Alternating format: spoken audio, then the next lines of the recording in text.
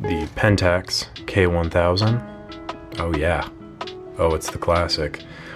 This is my personal camera, and by mine I mean it was my dad's and he gave it to me. So I have a special connection with this because it was his and he just took immaculate care of it. It even has the body assembled in Hong Kong right there, which that's kind of fun. So let's walk through this. There are two different types of K1000s. There are the metal ones and then there's the plastic ones. The metal ones like this look like this, obviously. The plastic ones have a plastic top and bottom, and they have extra screws right there. And yes, there's more screws in the bottom as well. It's the same camera essentially. These are just older. The metal ones are the older version. This one is the Asahi. And then the newer plastic ones, I think, just say Pentax. Anyway, let's get into it. This is one of the most basic SLR cameras that was ever produced, mass produced at least. You can see that there's really nothing to it at all. On the top here, this is really all you have is you have your shutter speeds ranging from 1 second to 1/1000th of a second, which is where the K1000 comes from. And there's also a bulb setting as well. If you lift up on the shutter speed selector, you're able to move around to select a different ASA. And then when you have it set, then you can just adjust your shutter speed accordingly. The flash sync speed is 60, as denoted by that orange X and the X there. Just something fun there. Over here you have your advance lever. Sitting on top of the advance lever is frame counter.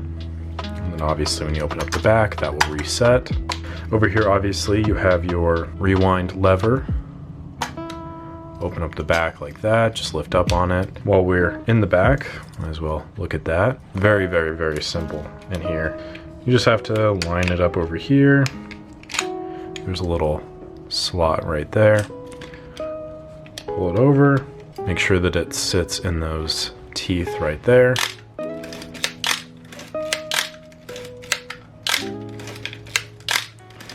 Okay, and then I'm done with the roll. So what am I gonna do?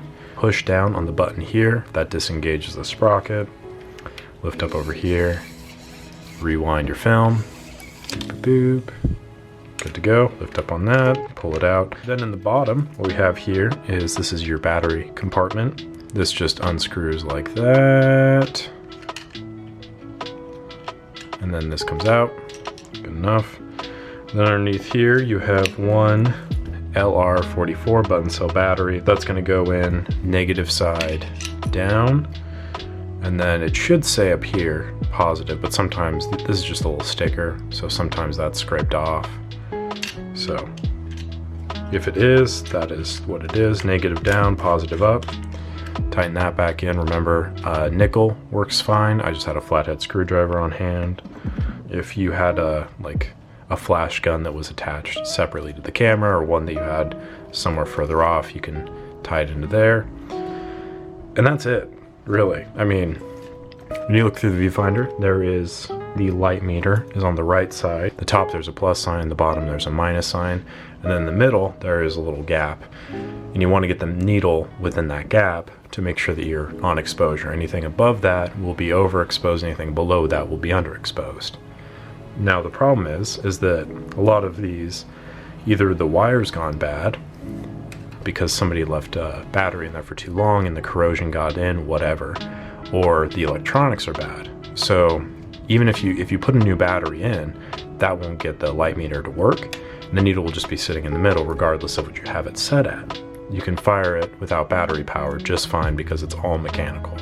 You just won't have a light meter, but if you have an external light meter, if you have your phone, you can make it work. That is pretty much it. There's really not much to talk about. It's a very basic camera, and there's nothing wrong with it. So, this is the Pentax K1000. I hope you enjoyed the video. Hope you learned something. I'll see you on the next one.